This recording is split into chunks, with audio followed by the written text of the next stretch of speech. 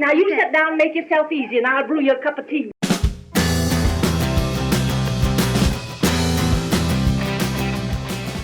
Hello everybody, welcome back to the channel. Welcome to the channel. If this is your first time, this is a response to a whole massive conversation that's been going on forever. And I've never really done a video about this, so I thought it'd be a really interesting thing to do.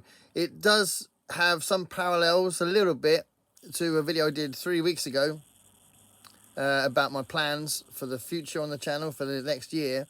But it's a very specific video I want to do that's actually in response to the commercialization of reading, or competitive reading, or performative reading, or the pressures that people put themselves on their reading because of Goodreads and stuff like that.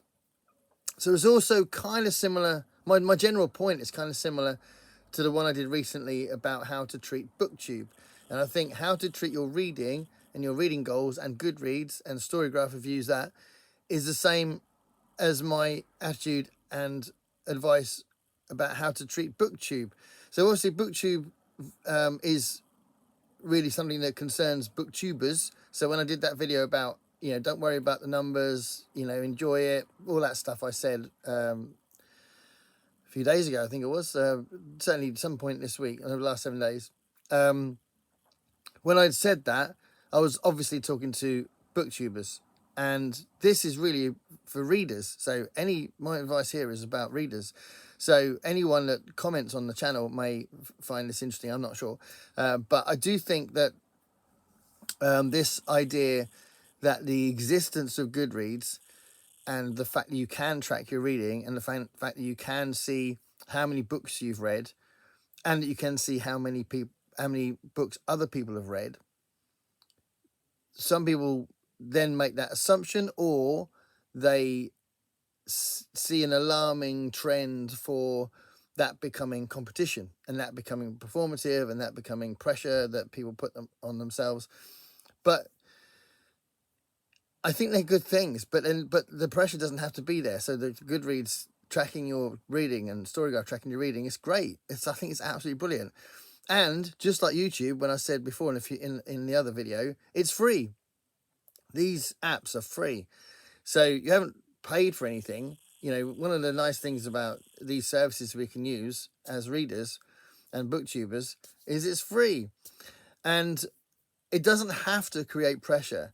So the way I do it is I set a goal that's quite reasonable for me, quite a realistic goal for me, that is in line with how I want to track my reading and monitor my reading, if you like.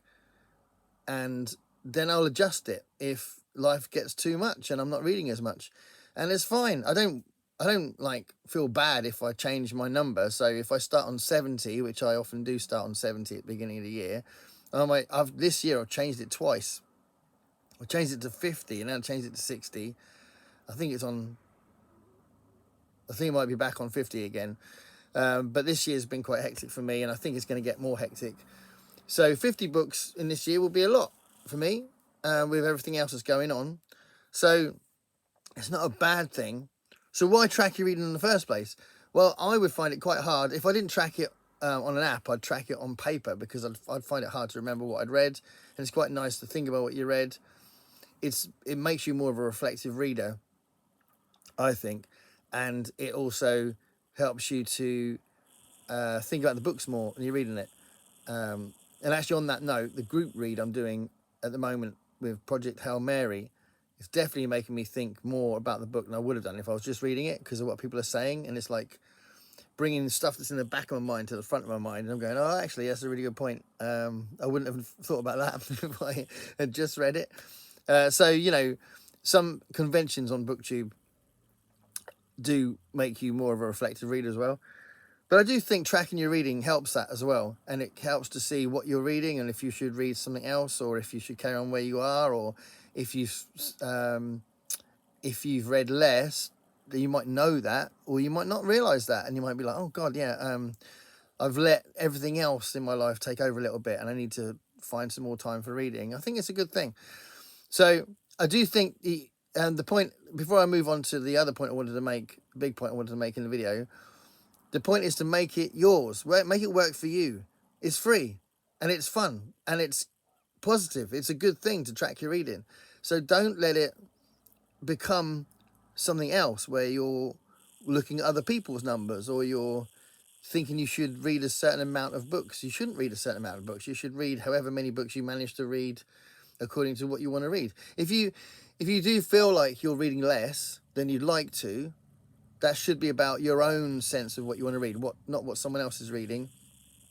And reading 10 books a year, if you read 5 books a year, you would probably be reading more than the average person. So, the people that are voracious readers would obviously usually read more than that.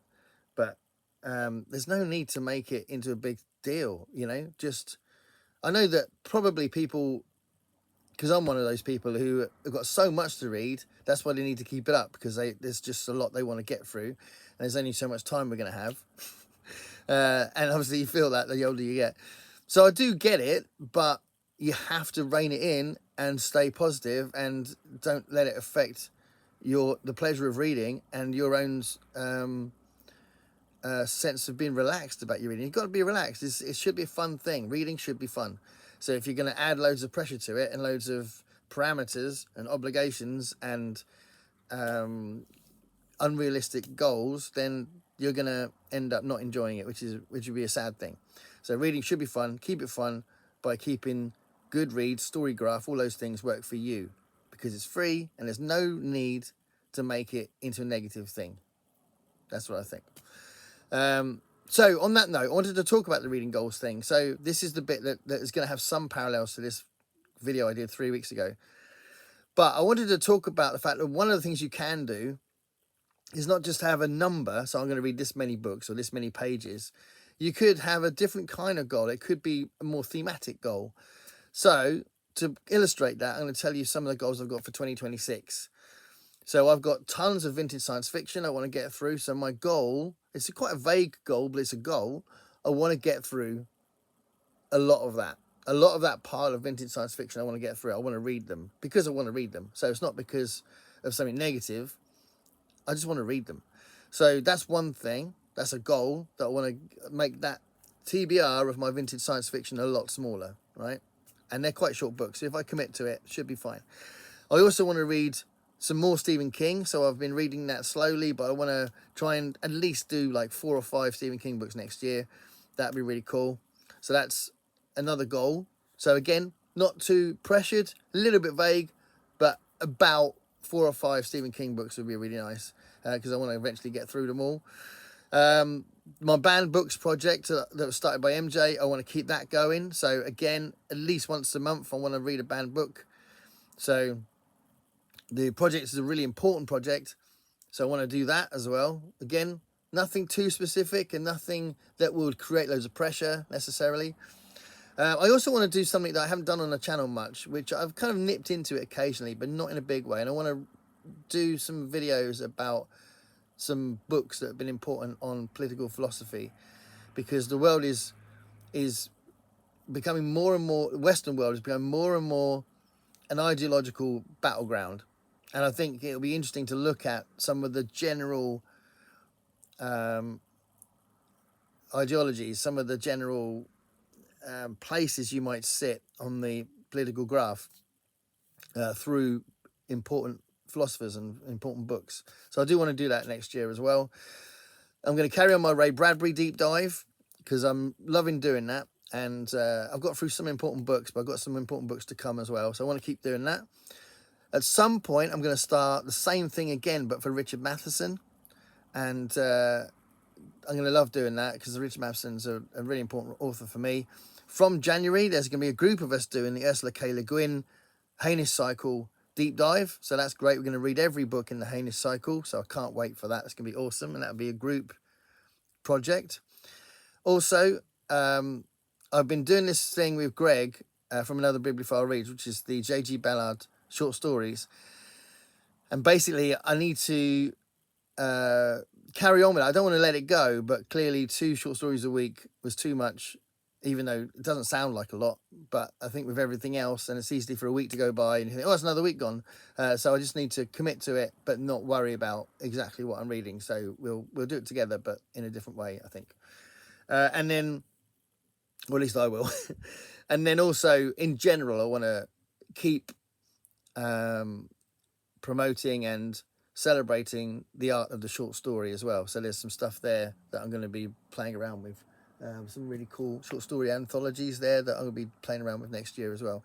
So those are my reading goals, and they're linked to my channel because a lot of that will appear on the channel. But you can see how that list of goals, nothing's on that list that will create a lot of tension and pressure and hassle. So it's about making sure that you keep your reading enjoyable and entertaining and something that's a positive part of your life, because there's loads of other things in our life that are obligations. So the reading should be fun, should be entertaining and relaxing. So there we go. That's my take on the Goodreads debate about whether it's making reading performative or not. It doesn't have to. And reading goals, you can do other reading goals. You can do more thematic reading goals, as well as I think you can make your number reading goal a positive thing that's not pressured. Just make it realistic and change it if you want. It doesn't matter if you change it. So there we are. Those are my big points about that. Hope that will make sense to you. Thank you so much for watching, and I'll see you again soon. Stay curious, everybody.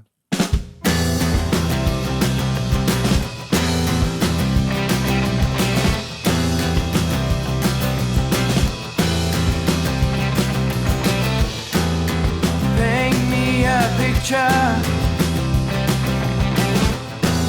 of what it's like to